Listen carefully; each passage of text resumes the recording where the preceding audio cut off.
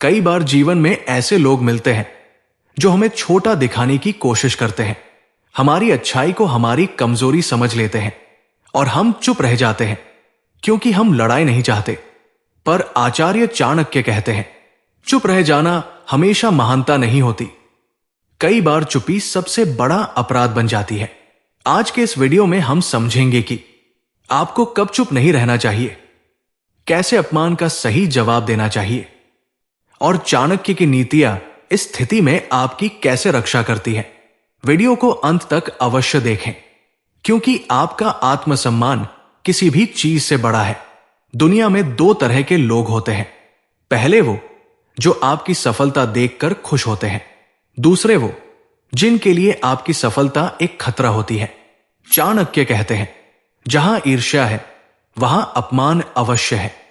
बहुत बार लोग आपका अपमान इसलिए करते हैं क्योंकि वो आपकी प्रगति से जलते हैं। वो आपकी अच्छाई को आपकी कमजोरी समझते हैं। उन्हें लगता है कि आप उनके बराबर नहीं हैं। वो आपको मनोवैज्ञानिक रूप से कमजोर करना चाहते हैं।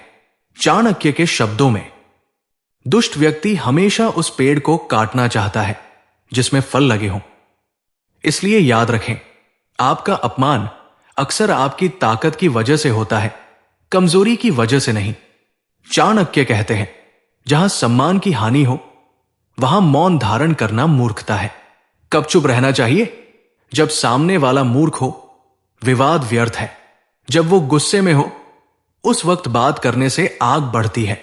जब आप स्थिति को नहीं समझ पाए हो, जब आपकी चुप्पी समस्या को शांत कर सके। कब चुप नहीं रहना चाहिए?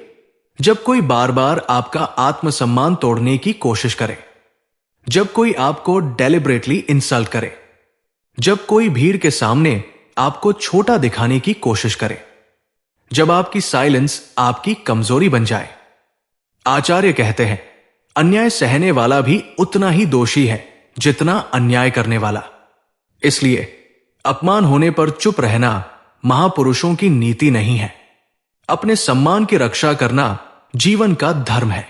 अब आता है सबसे महत्वपूर्ण भाग, अपमान का जवाब कैसे दें ताकि वो तीर की तरह सीधा लगे और फिर कभी कोई आपकी इज्जत से खिलवाड़ न करे। 1. शांत रहकर जवाब दो, क्रोध में नहीं। चाणक्य कहते हैं, क्रोध में दिया गया उत्तर हमेशा पराजय लाता है।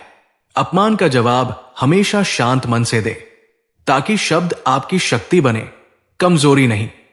उदाहरण के लिए, अगर कोई कहे तुम कुछ नहीं कर सकते, तो गुस्से में नहीं, शांत स्वभाव कहते हुए बोले, शायद आपको ऐसा लगता हो, लेकिन मेरे काम आपको समय के साथ जवाब देंगे। यह जवाब सामने वाले को चुप करा देता है। 2. तथ्यों और व्यवहार से जवाब दे। बहुत बार शब्दों से ज्यादा प्रभाव व्यवहार डालता है। अगर कोई आपको कम आंकता है, उसे अपने परिणाम दिखाओ। चाणक्य कहते हैं, अपने कर्मों से ऐसा उत्तर दो कि दुनिया चुप हो जाए। कर्म कभी झूठ नहीं बोलते। 3. सम्मान से जवाब देना सबसे बड़ा प्रहार है।